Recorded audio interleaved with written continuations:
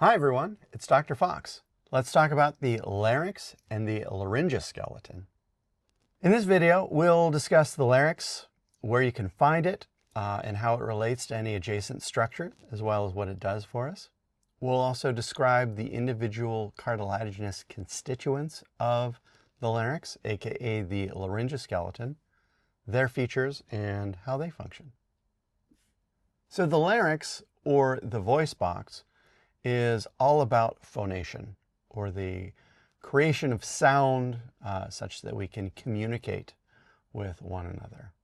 It is the first fully dedicated portion of the respiratory pathway that is distal to the pharynx and communicates with the laryngopharynx to its posterior. The larynx hangs from the hyoid bone, which is there, and articulates by its thyroid cartilage through superior horns there. And inferiorly, the larynx is going to be contiguous with the trachea and supports it by means of a cricotracheal ligament. So between the hyoid and the thyroid cartilage, we have the thyrohyoid membrane. And between the cricoid cartilage and the trachea, we have the cricotracheal ligament. So all of that makes sense. The larynx sits anteriorly to the C-spine, or the cervical spine, in the vicinity of the 4th cervical vertebra down to the 6th cervical vertebra. So about C4 through C6 is where you can find the larynx. The larynx is comprised of a bunch of different cartilaginous elements. These are all formed of hyaline cartilage, and typically, they begin to even ossify beyond 18 years of age. But most of them remain fairly cartilaginous. The most major cartilages include the big four. There's the thyroid cartilage, and this is a right lateral view, which you can see here is incomplete posteriorly. And then a cricoid cartilage, which the thyroid cartilage sits atop. And we can see posteriorly, the cricoid cartilage is complete all the way around the larynx. In fact, the cricoid cartilage gets its name from krikios, which is Greek for ring. Then there's the epiglottic cartilage. We can't see the stem portion of it, but we can see the leaf portion of it here. That epiglottic cartilage is invested by mucosa known as the epiglottis, which helps to direct either foodstuffs posteriorly and inferiorly to the esophagus, or it remains relaxed in its neutral position, which allows air to move through the laryngeal inlet here.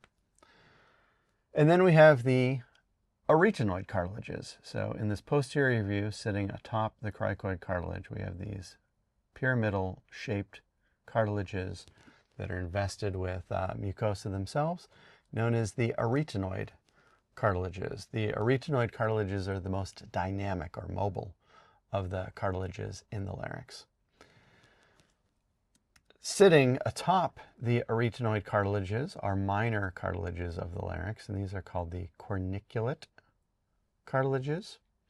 And then communicating with those in this ligament between the arytenoid cartilage and the epiglottis, this aryepiglottic fold, are these cuneiform cartilages.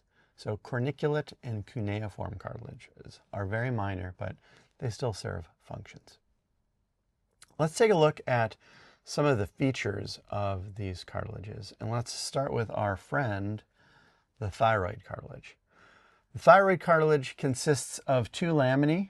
A lamina is a shield on either side, so a right and a left, and therefore it's incomplete posteriorly. At the midsection, anteriorly, there is a laryngeal prominence.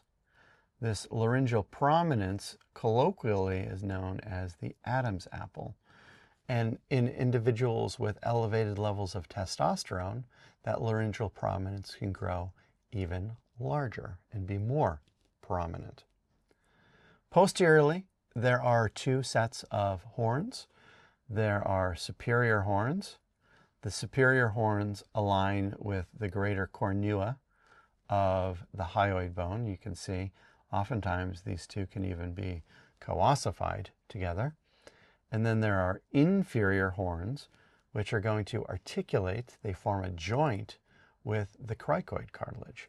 So this is the cricothyroid joint, and movement here allows the thyroid cartilage to tip forward. The cricoid cartilage, as you notice, completely encircles the airway all the way around. So posteriorly, it is quite robust. And then we can see the leaf portion of the epiglottic cartilage. The stem is going to articulate with the thyroid cartilage anteriorly. So there we got that. You could go back up, and we could even see where the epiglottic, where the epiglottic vallecula would be posteriorly there. So let's take a look at these arytenoid cartilages. We've seen them in posterior view, but to really appreciate what they do, I want to show you them in a superior view. So I'll outline these for you here and there. So we have them on either sides.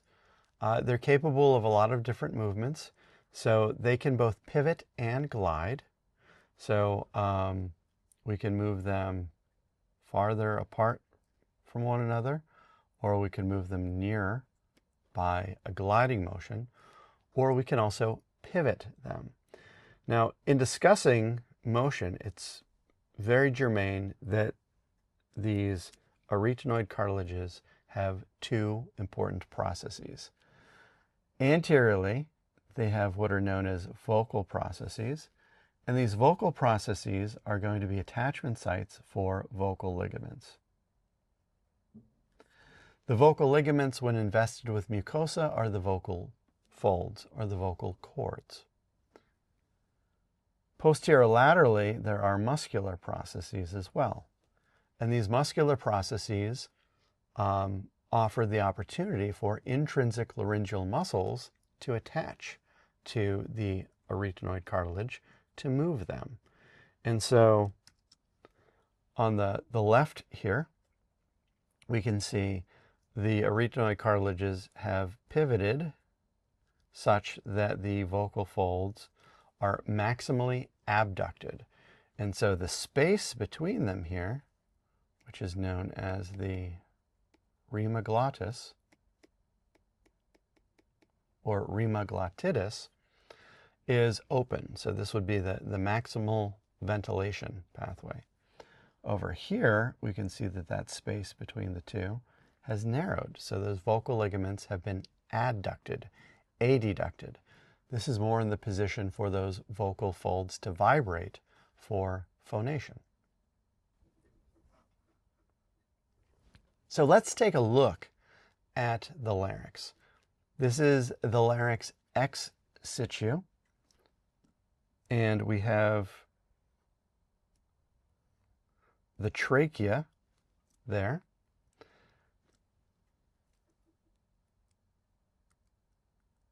Let me switch to green here. So there's the inferior margin of the larynx.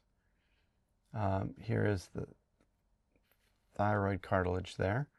And we could even see a little bit of the hyoid bone there. So thyroid cartilage, cricoid cartilage, cricothyroid muscle. Let's move this about so we can see this laterally. Again, we can see the contours of the thyroid cartilage, the cricoid cartilage as well. And we'll continue to rotate this to the posterior.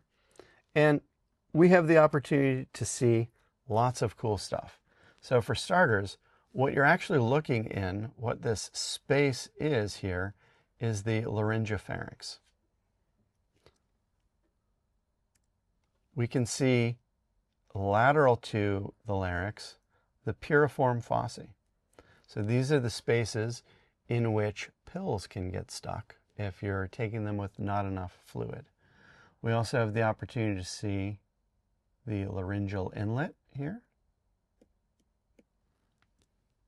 That laryngeal inlet is the space through which air moves in and out of the larynx and in and out of the laryngopharynx.